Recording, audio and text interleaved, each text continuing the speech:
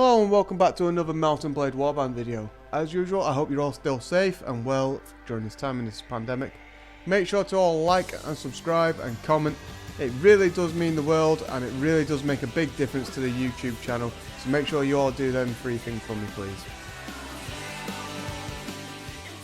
So in today's video, we're still waiting for the full might of the Rhodoks army to gather to come and join me in the field.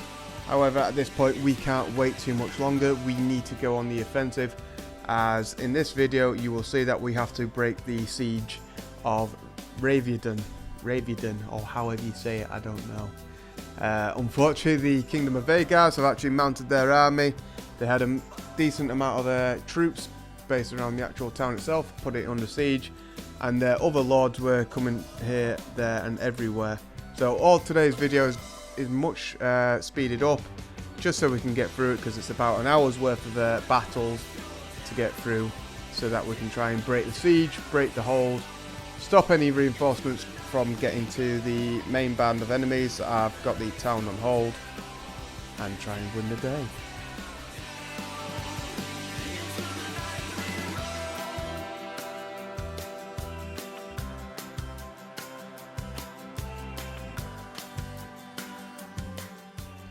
At this point in time, the actual game itself wasn't exactly playing perfectly.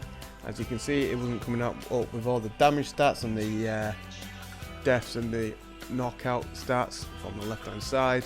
So it was a bit glitchy at this point, but I thought I might as well carry on and continue recording until this point where it decides to turn itself on. So the game was going a bit dodgy there.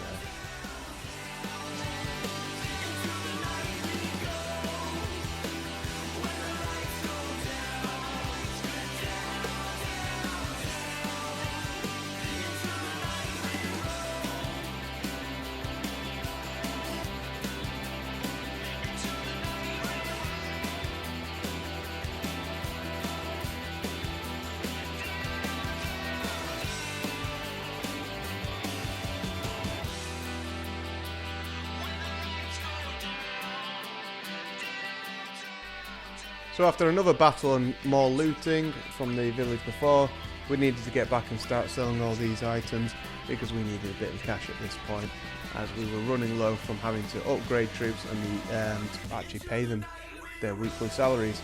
At this point our own party is very much rammed, and it is very much expensive.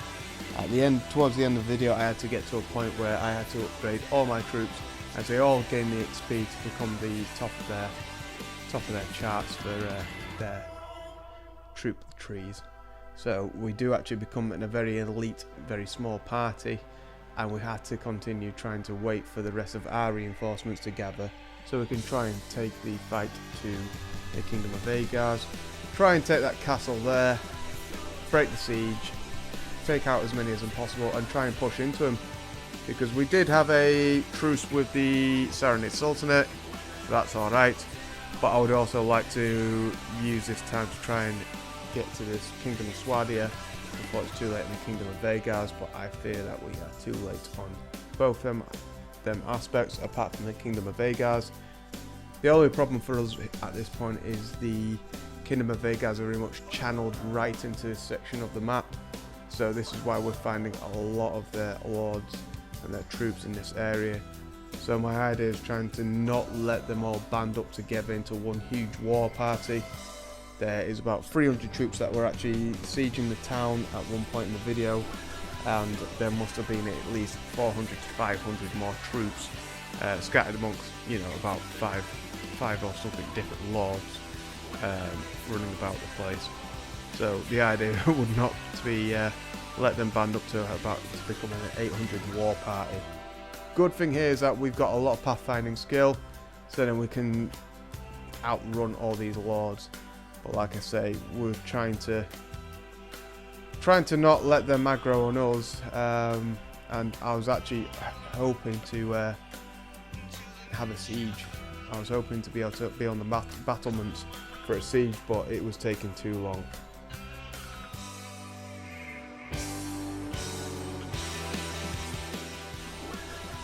Here I quickly noticed that actually one of our lords had engaged in a fight, and I thought we should break out of the town to go and help him. It's not often always the case where you can try and get away from the town.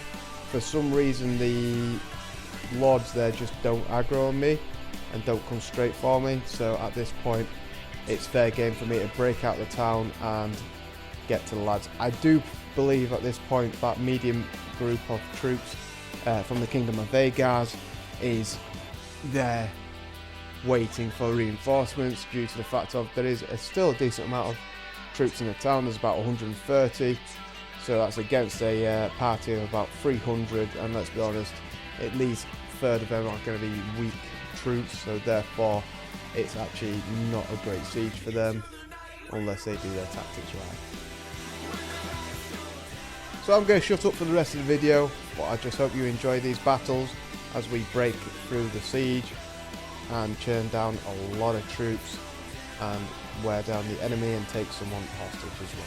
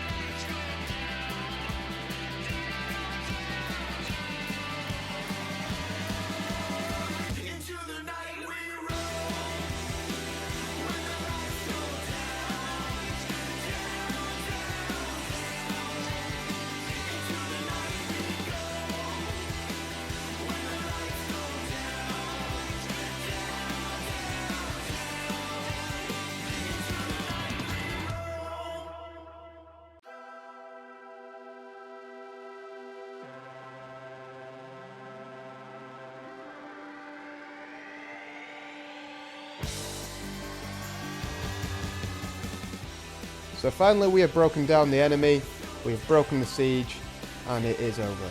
So once again, make sure to hit that like, comment and subscribe as we end the video here. Thank you very much for watching. I do hope to see your comments down below and hope to see you in the future. Okay, thank you very much now.